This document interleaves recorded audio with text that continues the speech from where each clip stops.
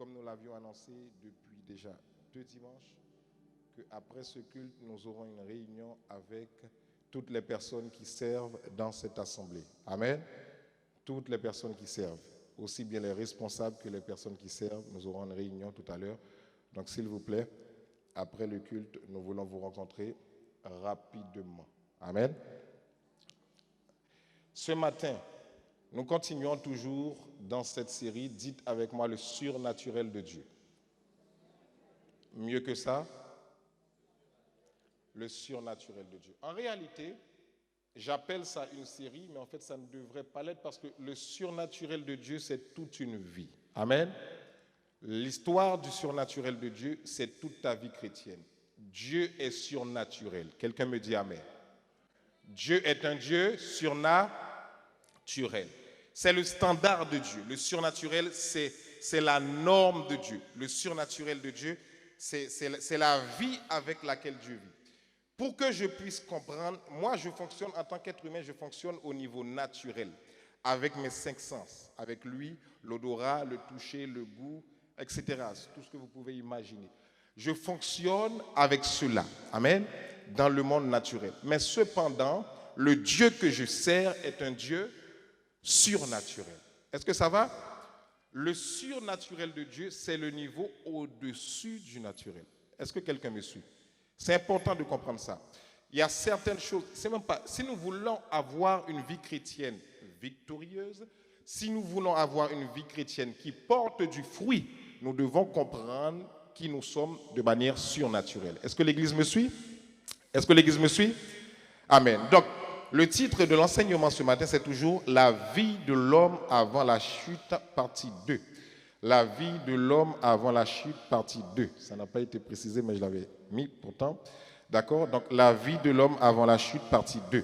Pourquoi partie 2? Parce que nous avions déjà commencé, il y a à peu près un mois, donc le 10 octobre dernier, nous avions commencé avec ce titre-là.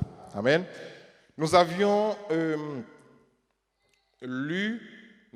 lu Genèse chapitre 1. Est-ce que quelqu'un se souvient de ça? Est-ce que quelqu'un se souvient de ça? Nous avions lu Genèse chapitre 1 en entier. Pourquoi nous avions lu Genèse chapitre 1? J'aime bien quand il y a la musique. Amen. Parfois, il est bon d'enseigner, il faut faire comme l'Esprit nous dit de le faire. Amen. L'Église est là avec moi? Nous avions lu tout le chapitre 1 de Genèse. Et je disais que pour que je comprenne la valeur de mon identité, j'ai besoin de remonter à ma source et à mon origine. Si tu me suis, lève ta main comme ça, fais ça.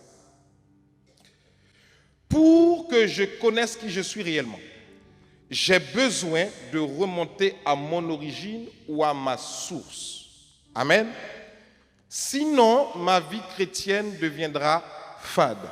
Ma vie chrétienne deviendra sans sens. Il n'y aura aucun sens dans ma vie chrétienne, aucune saveur, aucune valeur. Ma vie chrétienne sera comme en dents de scie. Tantôt ça va, tantôt ça ne va pas. Ça ne sera pas stable, ça ne grandira pas. Est-ce que l'Église me suit? Je ne peux pas vouloir avoir une connexion avec Dieu si je ne comprends pas ce que je vais vous enseigner et là ce matin et qui va continuer encore. Amen. L'Église est appelée, les enfants de Dieu sont appelés à avoir un impact dans ce monde. Est-ce que l'Église me suit jusqu'à présent? En tant qu'enfant de Dieu, je le redis, nous sommes appelés à avoir un impact dans ce monde. Pas uniquement dans les 4 murs, mais dans ce monde. C'est le mandat que Dieu nous a laissé. C'est la mission que Dieu nous a laissée. Mais souvent, nous, en tant qu'enfants de Dieu, nous n'avons d'impact que dans les 4 murs et encore. Dites avec moi, et encore. Parfois même pas. Maintenant, Genèse chapitre 1 que nous avions déjà lu et que nous ne lirons pas encore ce matin, nous a décrypté, nous a démontré quel type de vie Dieu avait prévu pour l'homme avant la chute. Ça va? Quand nous avons lu Genèse chapitre 1, nous avons vu que tout a été créé par la parole de Dieu. Dieu a prononcé et les choses se sont mises en mouvement et les choses se sont mises en place. Amen. Lorsque Dieu est arrivé à l'homme, la Bible nous précise que Dieu va dire, faisons l'homme à notre image. Est-ce que ça va? Le mot faisons ici, avec le mot faisons, nous trouvons le mot faire, le verbe faire. Faire, c'est prendre le temps de modeler, je l'avais dit. Faire, c'est prendre le temps de réfléchir. Faire, modeler, c'est prendre le temps de donner une forme. J'avais dit tel que le potier donne une forme à l'argile. L'argile, à la base, n'est qu'une masse de boue, n'est qu'une masse de terre mouillée que le potier va travailler. Est-ce que l'Église me suit? Le potier va travailler cette masse de boue avec ses mains jusqu'à ce que cette masse de boue ait une forme. Et c'est exactement ce que Dieu a fait avec toi et moi. Il nous a donné la forme qui ressemble à son image. Est-ce que ça va? Donc regarde la personne qui est à côté de toi, dis-lui, cesse d'être complexé, tu es comme Dieu.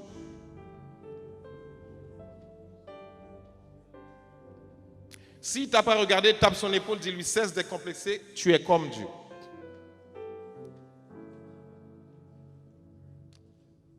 D'accord? Tu as été créé à l'image de Dieu. Et c'est ce frein-là que nous avons en tant que chrétiens. Je l'ai dit dernièrement, à l'école, on nous a toujours appris tout ce qui est extérieur. Le corps humain, ou même les organes intérieurs. On nous a toujours bien appris ça. Ça a été décrypté à l'intérieur. La seule chose que l'école ne nous a pas appris et ne nous apprendra jamais, c'est notre identité en Christ. Est-ce que l'Église me suit? C'est pourquoi je le dis. Le dimanche, l'Église, c'est un centre où tu viens être formé pour avoir de l'impact dans le monde. C'est un centre où ta mentalité vient être pour transformer pour avoir de l'impact. Est-ce que l'Église me suit? C'est un lieu où tu viens apprendre de Dieu. C'est pourquoi lorsque je viens ici et qu'il y a des enseignements, je dois avoir une focalisation et une concentration maximale. Est-ce que ça va? Je ne dois être déconcentré sous aucun prétexte. Parce que Dieu veut me parler pour mon bien et pour ma transformation. Amen. Sinon, l'ennemi va vous fatiguer. Il va vous fatiguer. Parce que laissez-moi vous dire une chose. Si Satan n'arrive pas à vous avoir dans un domaine, il va chercher un autre domaine. Mais tant qu'il ne vous a pas mis par terre, il ne vous lâchera pas. Mais je déclare qu'au nom de Jésus, il a été vaincu. J'ai dit qu'il a été vaincu. Et il sera encore vaincu. Est-ce que l'Église me suit? Marche avec la tête haute. Marche en étant victorieux. Comprends ça, que tu es victorieux. Il ne faut pas avoir peur des attaques de l'ennemi. Non. On embête tes enfants à l'école, prie. Règle le problème, mais prie derrière. On t'embête au travail, dis ce que tu as à dire, mais prie derrière. Est-ce que vous êtes là avec moi? Vous faites une demande, la demande n'arrive pas à aboutir. Il y a des entités démoniaques derrière ça. Priez aussi. Parce que vous voyez les gens, vous ne les connaissez pas. Surtout les gens qui occupent les hautes sphères. Attention, il y a des gens que vous voyez, vous ne les connaissez pas. Faites très attention à ça. Amen. Je ne le dirai pas ici parce qu'on est en ligne. Mais il y a des gens, quand vous rencontrez ce qu'ils vous disent d'eux, vous dites, ah, ça existait ça en France? Oui, ça existe en France. Mais très bien camouflé. Je n'irai pas plus loin, mais j'en ai déjà rencontré comme ça. Mais ils vous contrôlent dans le monde spirituel. Amen. C'est pourquoi quand tu viens rigoler ici, Satan t'attend dehors. Aïe, aïe, aïe. Ou bien il t'attend au travail. Tant qu'il ne t'a pas eu, il ne te lâchera pas. Mais je déclare qu'il a échoué au nom de Jésus et il échouera encore. J'ai dit qu'il a échoué et il échouera encore. J'ai dit qu'il a échoué et il échouera encore et encore. Il a échoué. Et il va échouer encore et encore. Donc Dieu a toujours voulu que l'homme soit bien. Dites-moi bien. Dieu a créé l'homme dans un espace prospère. Dites avec moi prospère. Dites avec moi prospère. C'est un mot qui dérange, mais nous allons un petit peu le décortiquer pas totalement aujourd'hui, mais dans les dimanches à venir. Regarde ton voisin. Dis-lui, Dieu veut que tu sois prospère. Ok, tourne-toi vers un autre voisin, dis-lui, regarde-moi. Dieu veut que tu sois prospère. Écoutez, je ne sais pas ce que tu as toujours entendu jusqu'à présent sur la prospérité. Moi, je vais te montrer qu'est-ce que Dieu entend par prospérité. Amen. Hey, dites-moi amen. Écoutez, hein, je vous ai dit que cette série que nous avons commencé là, moi, il fallait dire série, mais ça, c'est toute une vie. Parce que le surnaturel, c'est la norme de Dieu. Et puisque tu as été créé à l'image de Dieu, tu es dans cette norme-là. Amen. Est-ce que je peux avoir 3 personnes avec moi, s'il vous plaît? Rapidement. Je vais te démontrer quelque chose rapidement. Rapide, s'il vous plaît. Ok, là j'ai eu plus que 3 personnes, comment je vais faire? Les 3 premiers qui montent, c'est bon. Ok, désolé mon garçon. Que Dieu te bénisse. Amen. Bon, acclamons Jésus pour eux. C'est courageux. Alors, toi tu vas me tenir ça. Tu vas me tenir ça. Et toi tu vas me tenir ça. Est-ce que vous pouvez vous espacer? Comme ça qu'on vous voit bien. Espacez-vous. Hop, toi tu peux rester. Super. Tout le monde voit là? Levez bien haut. Levez bien haut. Voilà. Je l'avais déjà dit, je le redis encore pour ceux qui ne l'ont pas entendu, qui ne l'avaient pas entendu. En tant qu'être humain, nous sommes composés de 3 parties. Esprit, âme et corps. OK? Olivier que vous voyez là, c'est Olivier corps, en contact avec ce monde. Amen. Il y a 2 autres oliviers à l'intérieur de cet olivier corps que vous ne voyez pas. Il y en a 2 autres. Le premier, c'est l'olivier esprit. Et le deuxième, c'est âme. L'école nous a habitués avec l'olivier physique. Amen. Ce que vous voyez physiquement. Mes yeux, mon nez, ma bouche, ma tête, peu importe. On nous a habitués à ça. Et ce n'est pas mauvais, c'est bon. Parce que c'est Dieu qui l'a créé aussi. Amen.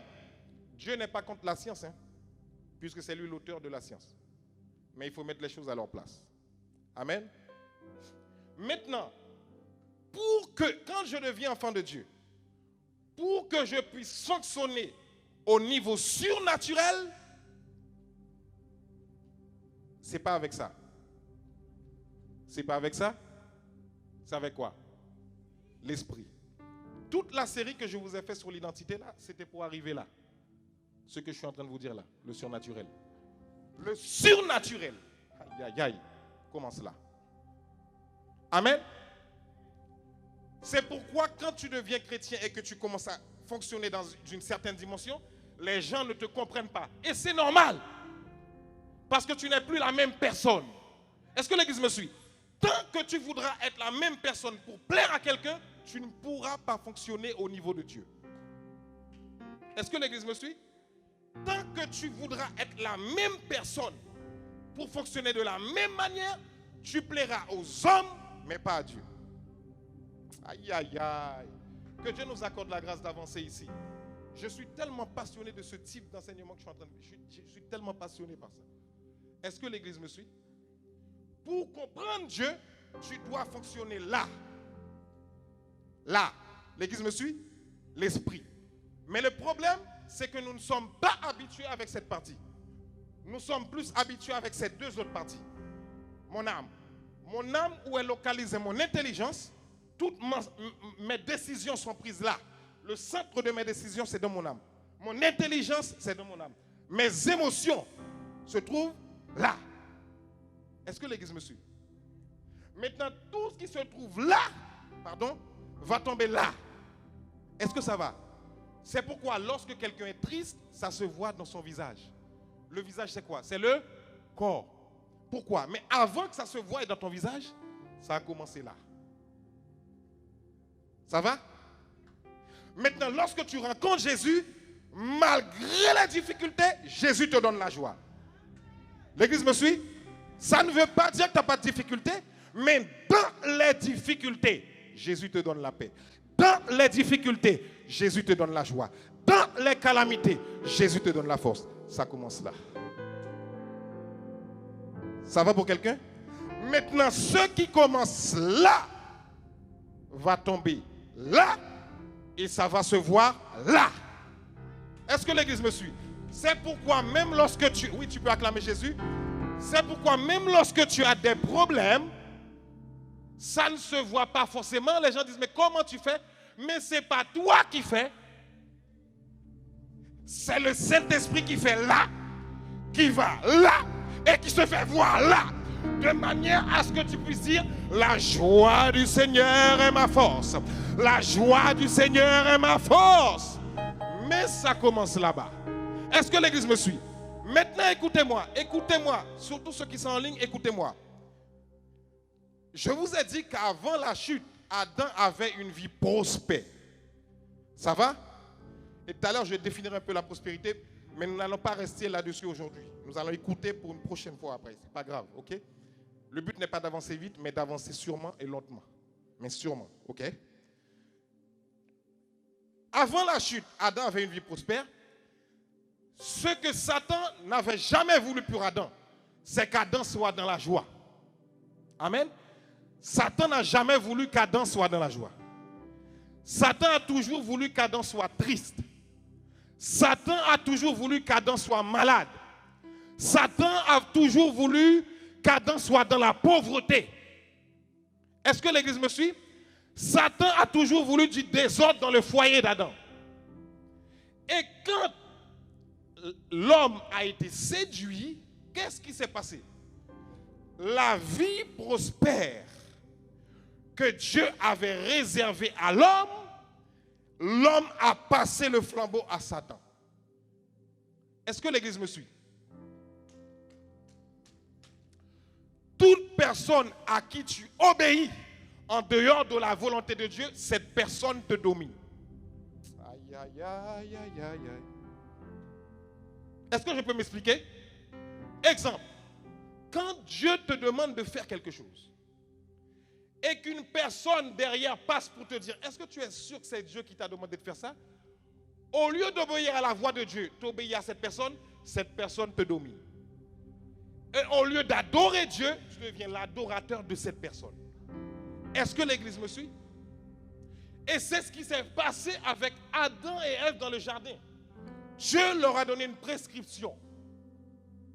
Au lieu d'obéir à la prescription de Dieu, ils sont allés voir un autre médecin, un faux médecin.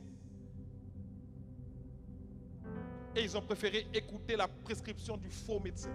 Qu'est-ce qui s'est passé? Tout de suite, les promesses que Dieu avait faites à Adam, Adam s'est retrouvé dominé par Satan. Parce que toute personne que tu obéis te domine. Ça va? Donc il y a eu un transfert. Je vous ai expliqué dernièrement le mot dominer. Vous vous souvenez ou pas? Il y a un mois, vous vous souvenez? Je vais reprendre le mot dominer parce que je vois que vous me regardez là. Vous êtes en train de... Mais qu'est-ce qu'il raconte là? Je vous avais expliqué le mot dominer. Dominer, je vous avais dit la dernière fois, dominer c'est le mot rada en hébreu. Rada, R-A-D-A-H. Ça veut dire, lorsque la Bible a dit à Adam, domine. Lorsqu'il a dit à Adam de dominer sur les poissons, dominer sur la terre, dominer sur les arbres, dominer sur tout ce qui bouge sur la terre. Lorsque Dieu a dit à Adam de dominer, ça veut dire ça. Dominer, c'est gouverner. C'est régner en souverain. Souverain, ça veut dire tu fais ce que tu veux sur la terre, tant que tu obéis à Dieu. Est-ce que l'église me suit? Tu as été créé à l'image de Dieu. Et ça là, je l'expliquerai quand on parlera de la prière. Pourquoi, si Dieu connaît tous mes besoins, pourquoi je suis obligé de prier? Il y a une raison. Amen. Il y a une raison qui fait que si Dieu connaît tous mes besoins, pourquoi je dois prier? Il y a une raison à ça. Amen. Donc, Adam a eu le mandat de triompher. Dominer, ça veut dire triompher. Dominer signifie également donner la victoire. Tu as la victoire sur tous les démons qui t'embêtent. Il n'y a aucun démon qui ne doit pas plier genou devant toi. Quel que soit son grade. Mais il faut que tu connaisses ton identité. Amen. Ensuite, dominer aussi veut dire fouler aux pieds. Fouler aux pieds. Quelles que soient les entités démoniaques qui t'embêtent, tu as reçu le mandat et la mission, l'autorité pour les fouler aux pieds au nom de Jésus. Il faut les fouler aux pieds au nom de Jésus. Il ne faut pas avoir pitié de quiconque. Entité démoniaque. Tu as reçu cette autorité-là. Amen. Avec ce que tu dis de ta bouche, tu peux les fouler aux pieds. Est-ce que l'église me suit? N'attends pas de voir un démon physiquement pour aller te battre physiquement. Non, non. Ça commence avec la parole. Avec quoi Dieu a créé? Avec quoi? Il a créé avec quoi? C'est ça aussi ton pouvoir. C'est pourquoi ce que tu dis, que ça soit en positif ou en négatif, ça va se réaliser si tu ne fais pas attention. Amen. Faites attention aux paroles que vous prononcez. Faites attention. Parce que la domination commence là. Faites attention. Parfois, quand on est en colère, il y a des choses qu'on dit, il faut demander pardon après. Il faut l'annuler. Hein? Amen. Il y a des messieurs dans la salle, les messieurs, levez les mains. Les gars. Si tu ne lèves pas, si tu es un gars que tu ne lèves pas la main, je me pose la question qui tu es. Lève la main si tu es un gars. Ok. Écoutez-moi, messieurs. Écoutez-moi. Écoutez bien. Adam avait reçu la charge de veiller sur sa femme dans le jardin. Il ne l'a pas fait. Quand Ève a mangé le fruit, rien ne s'est passé. Dès qu'Adam a mordu, péché. Pourquoi? Il avait reçu l'instruction. Marie, messieurs, futurs maris, apprenez à bien parler sur votre vie et sur votre foyer. Et sur vos enfants. Ça me concerne moi-même, hein, le premier. Moi-même, le premier, je suis concerné par ça. Attention à ce que vous dites. Attention à ce que vous dites. Ne parlez pas n'importe comment. Vous entendez? Femmes, soutenez vos maris quand ils parlent. Corrigez-les, mais avec douceur. Douceur. Parce qu'il y a... Oh, je n'ai pas le temps d'entrer dans ça là. Aïe, aïe, aïe. Ouf. Que Dieu nous accorde la grâce d'entrer dedans.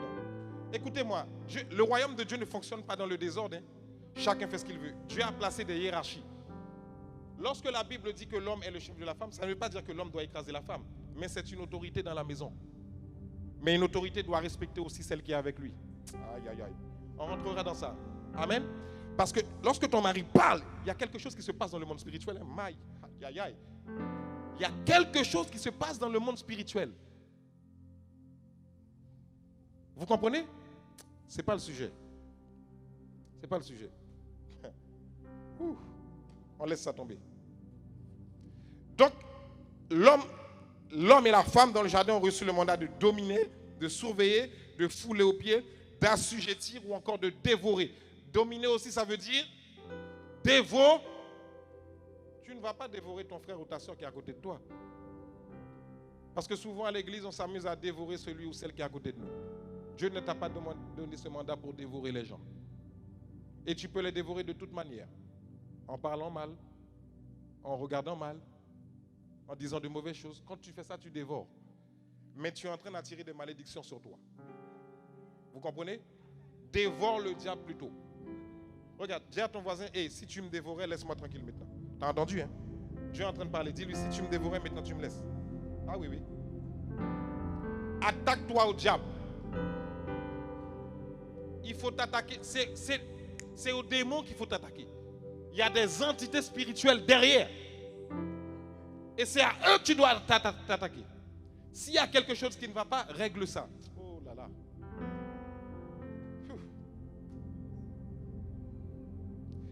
Ou dominer veut dire encore racler. Mais il y a deux mots que je n'ai fait exprès de ne pas dire jusqu'à présent. Dominer veut dire aussi gérer et intendant. Gérer et intendant, ça veut dire quoi?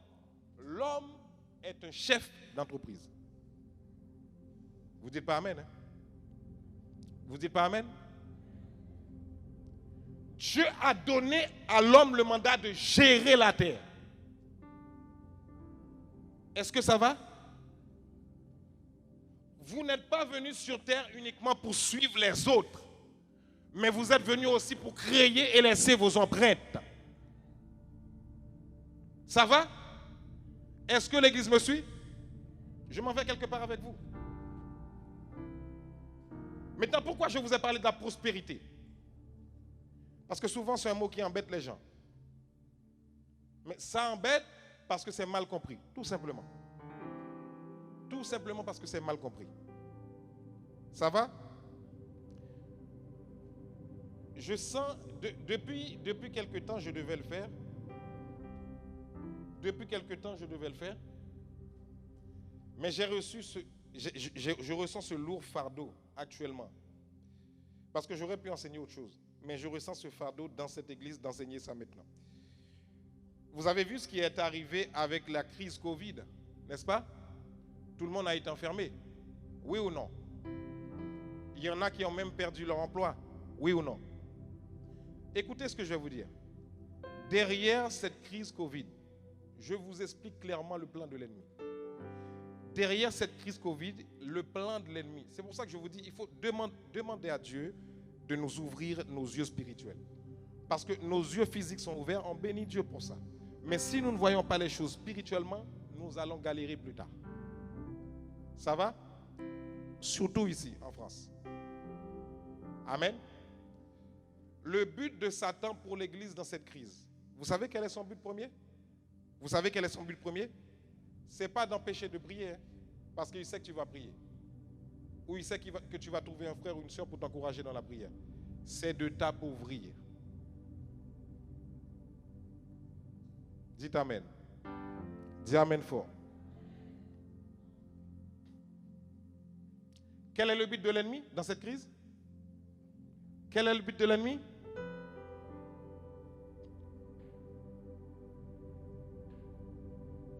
Si tu perds ton emploi et que tu ne peux plus manger, tu vas être heureux? Dites-moi, vous allez être heureux? Si tu n'as plus les moyens d'envoyer tes enfants dans les grandes études, vous allez être heureux? Oui ou non? Parce que pourquoi le but de l'ennemi, c'est d'appauvrir l'Église? Et ce message, il faut que l'Église l'entende. Il faut que l'Église du 21e siècle l'entende, surtout en France.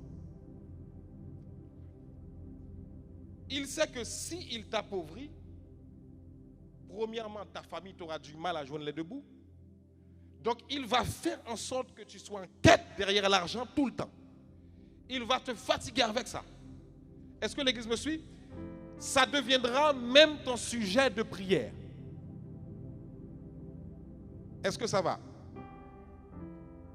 Là, je m'en vais éliminer quelques sujets de prière, là, rayer quelques sujets de prière. Ou autrement inverser la donne. Ça va ou pas? Suivez-moi bien. Un chrétien doit être bien financièrement afin d'investir dans les choses de Dieu.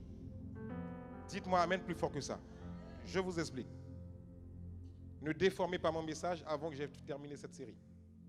Parce que je ne l'ai pas encore commencé là. Quand tu investis dans les choses de Dieu, c'est le royaume de Dieu qui grandit. Vous m'entendez? Quand le royaume de Dieu grandit, c'est des âmes qui sont arrachées de l'enfer. Quand les âmes sont arrachées de l'enfer, c'est Satan qui n'est pas content. Est-ce que l'Église me suit là?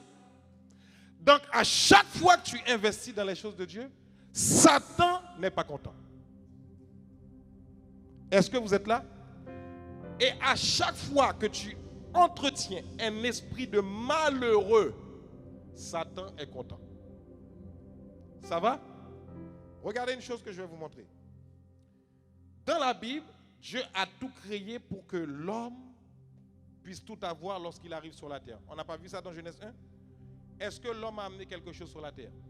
Quand il est venu sur la terre, il n'a pas tout trouvé sur la terre? À manger, à boire, de l'eau, des fruits. L'homme n'a pas tout trouvé? Qu'est-ce que Dieu a voulu faire passer comme message? Je veux que celui qui a créé à mon image soit bien sur la terre quand il arrive. Est-ce que l'Église est là avec moi? Après ta relation avec Dieu, ce qui intéresse Dieu, c'est ton bien-être. Est-ce que l'Église me suit? Je reprends. Après ta relation avec Dieu, ce qui intéresse Dieu, c'est ton bien-être. Et ce que Satan est venu faire lorsqu'il est venu dans le jardin, il a premièrement coupé l'homme avec Dieu de sa relation. Deuxièmement, il l'a appauvri. C'est pourquoi dans Genèse même, vous allez voir, Dieu va dire à l'homme, non seulement tu as perdu ma présence, mais c'est à la sueur de ton front.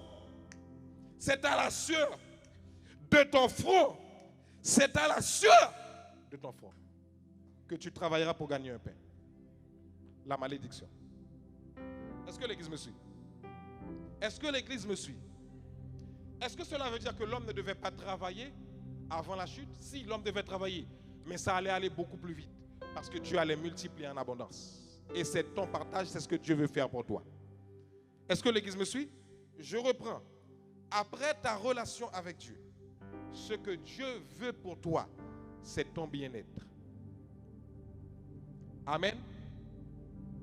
Est-ce que l'Église me suit? Dieu ne veut pas des mendiants.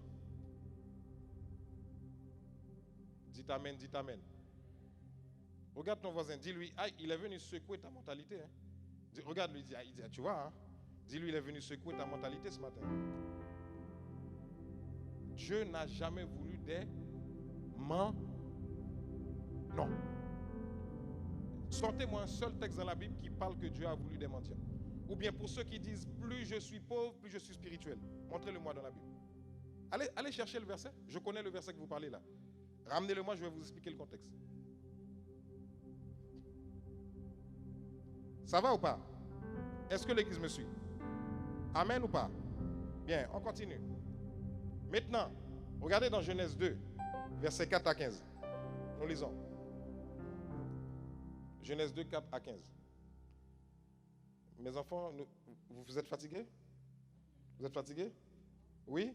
Ouh là là, ils ne vont pas me dire oui. Hein? Je vais vous laisser aller. Vous avez vu Esprit à mes corps?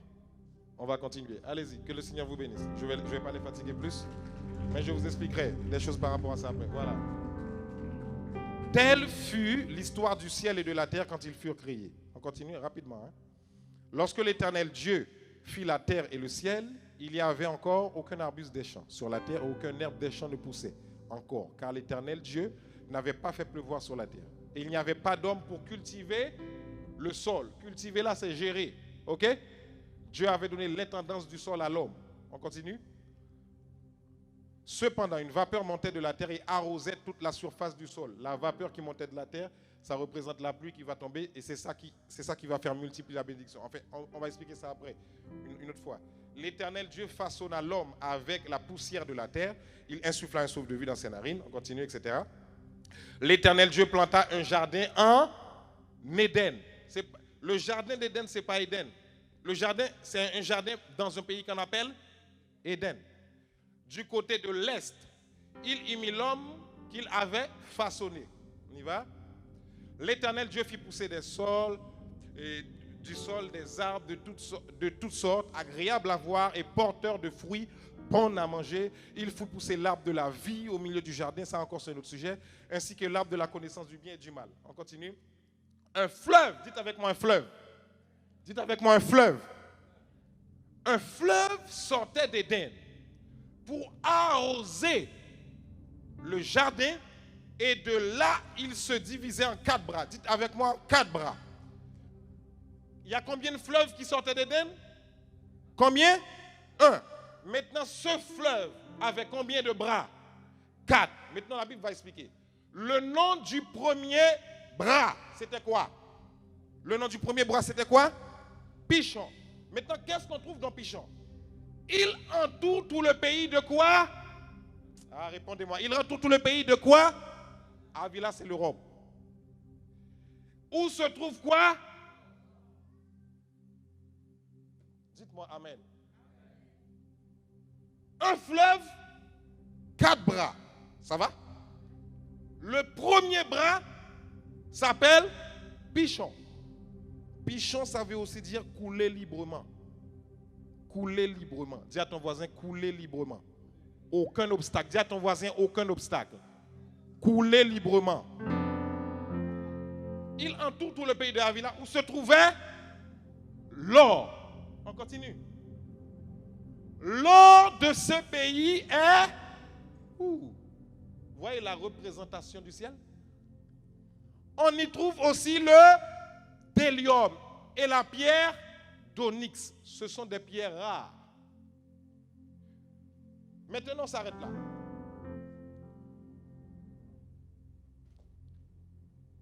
Quand vous lisez le texte, on n'aura pas le temps de lire là aujourd'hui, une prochaine fois. vous allez voir que Dieu parle des 4 bras. Ok? Un fleuve, 4 bras. Est-ce que ça va jusqu'à présent? Maintenant, Dieu a décrit le premier bras. Les autres, il en a parlé, mais sans description. Ça ne veut pas dire qu'ils ne sont pas importants. Mais lorsqu'une chose apparaît en premier et que la chose est décrite, en théologie, c'est ce qu'on appelle la loi de la première mention. Hein, pasteur? Ça s'appelle la loi de la première mention. Ça veut dire quoi? Écoutez, écoutez.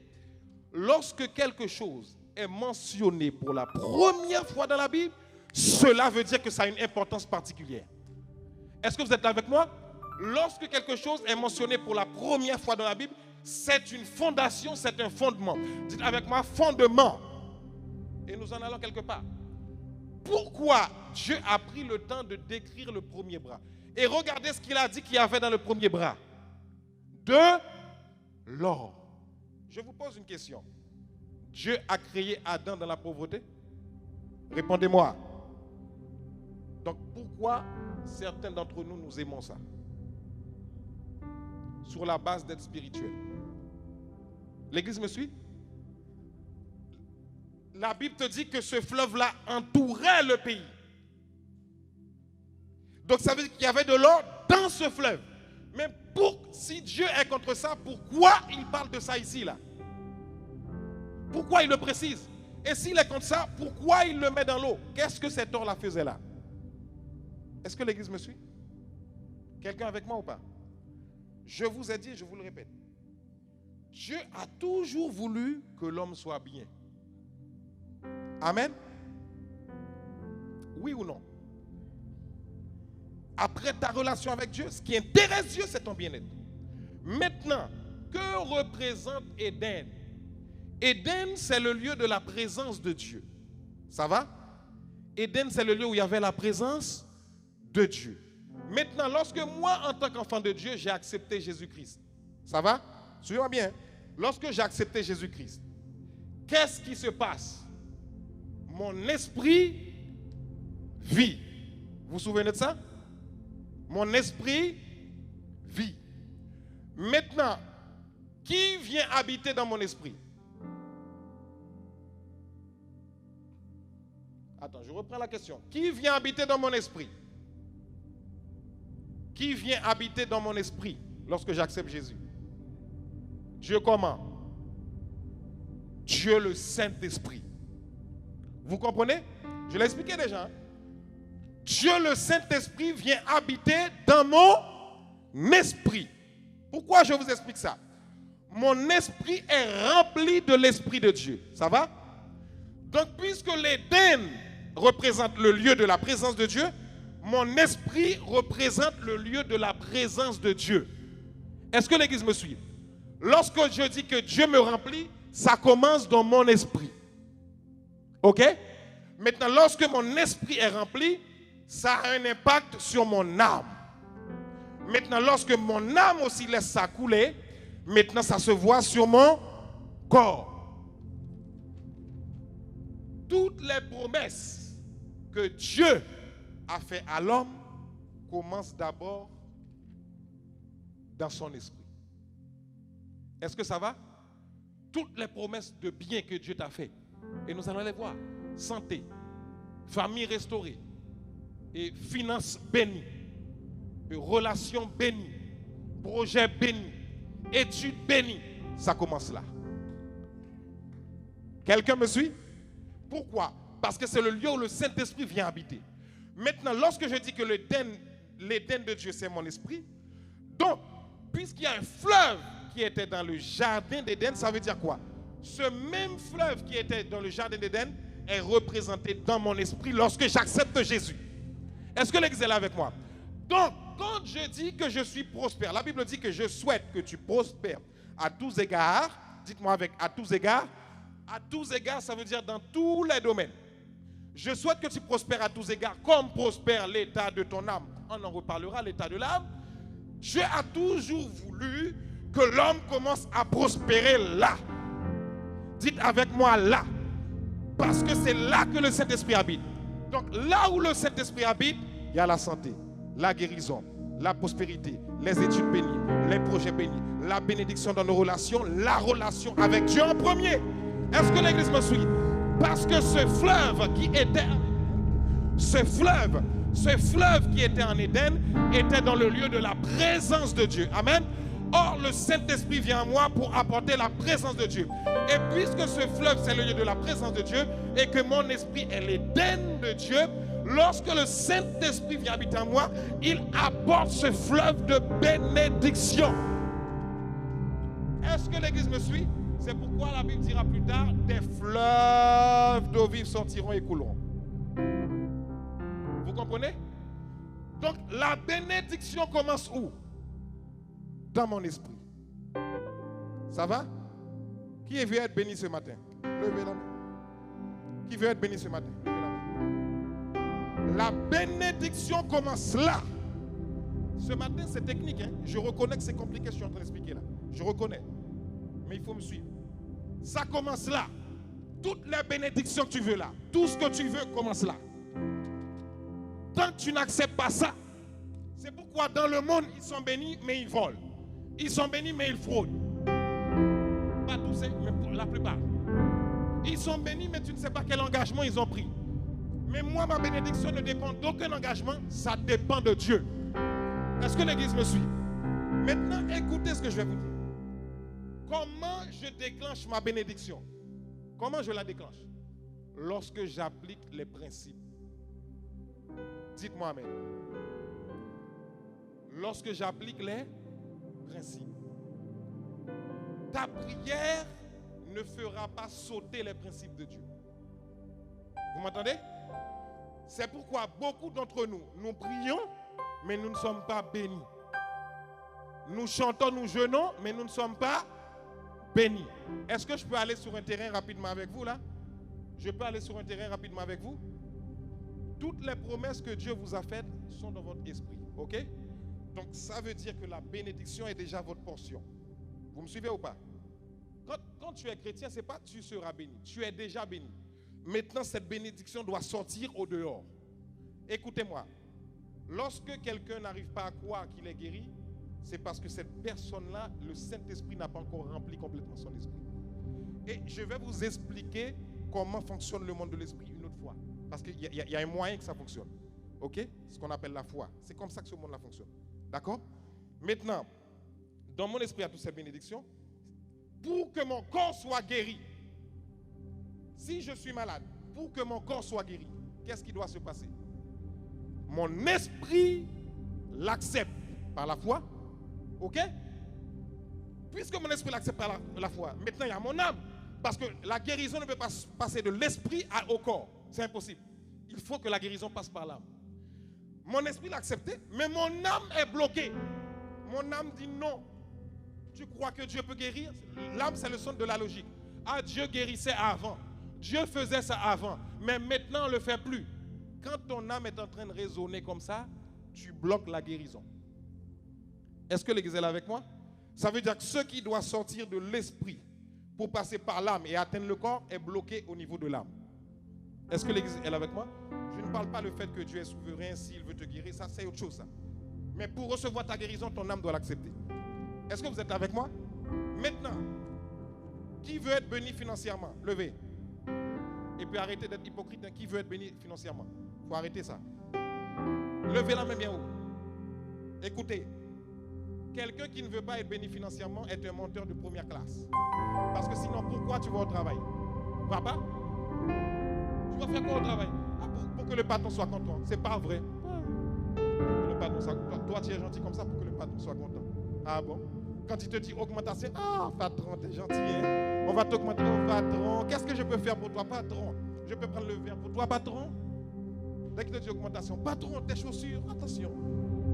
Le patron arrive, hein? Oui. Ça veut dire que tu es content pour ça. Amen. Pourquoi tu vas à l'école? Pour gagner ta vie plus tard, oui ou non? Écoutez-moi. Il y a une manière rapide d'aller plus vite lorsque tu fais confiance à Dieu. Écoutez-moi. Ce que des personnes... Il y a eu des témoignages ici. Ah là là, vous ne comprenez pas ça. Ce que des personnes peuvent prendre 10 ans pour faire, lorsque tu appliques ces principes-là, toi tu le fais en 5 ans, même 2 ans. On va entrer dans ce domaine-là plus tard.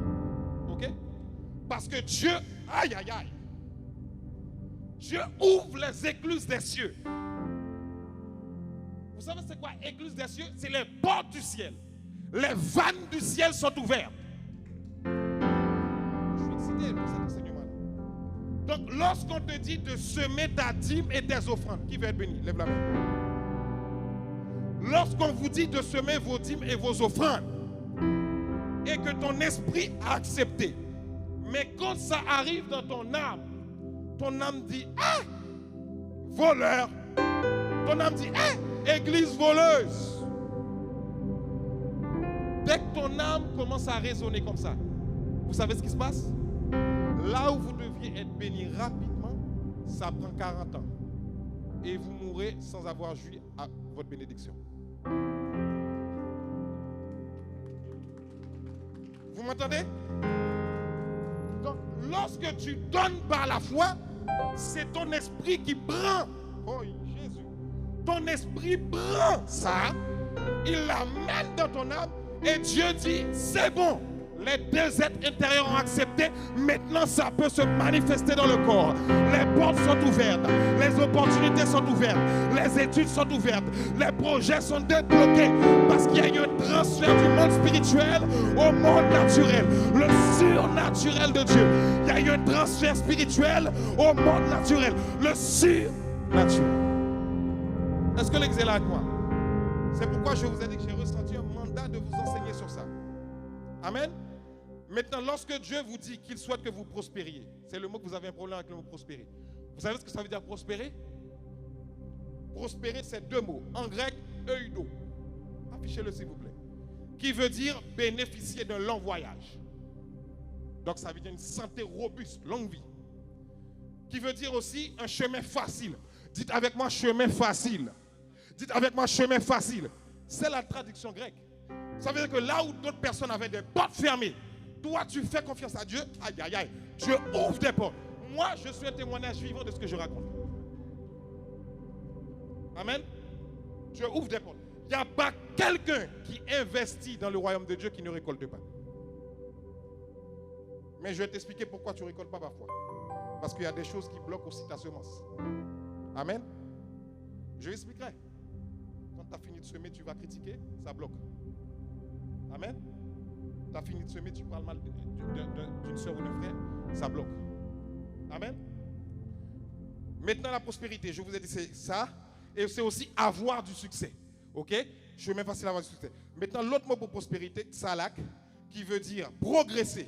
En hébreu, c'est pas si c'est en hébreu, qui veut dire progresser. Dites avec moi, progresser. Progresser. Qui veut dire aussi dépasser. Dites avec moi, dépasser. Dieu va te faire dépasser toutes les années que tu as perdues, tu vas les rattraper au nom de Jésus. Et puis ça veut dire aussi avoir du succès et être fructueux. Ça veut dire porter du fruit. Ça veut dire que ta vie commence à porter du fruit.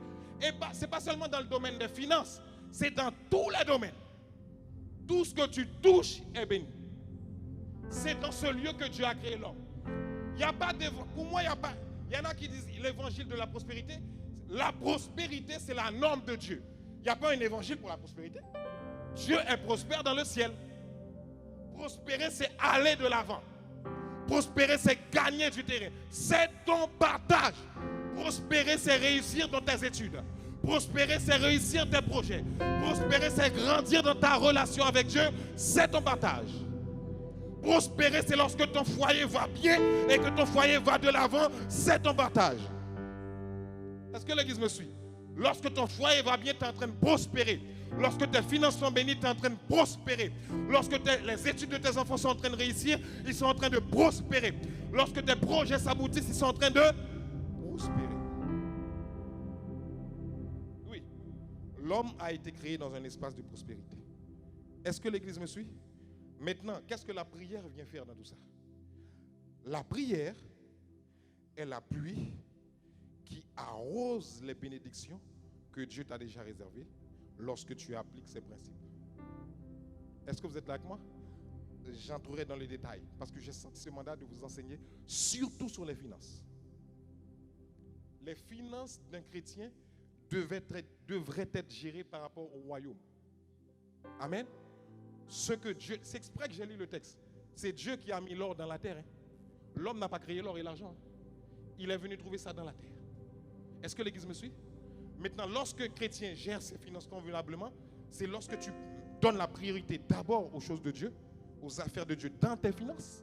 Et ensuite, maintenant, tu dis, Seigneur, maintenant, le reste, donne-moi l'intelligence pour bien le gérer. Et Dieu va te donner une sagesse. Bon, j'arrête là. Que Dieu vous bénisse abondamment parce que là, on va prendre trop de temps. Que Dieu vous bénisse.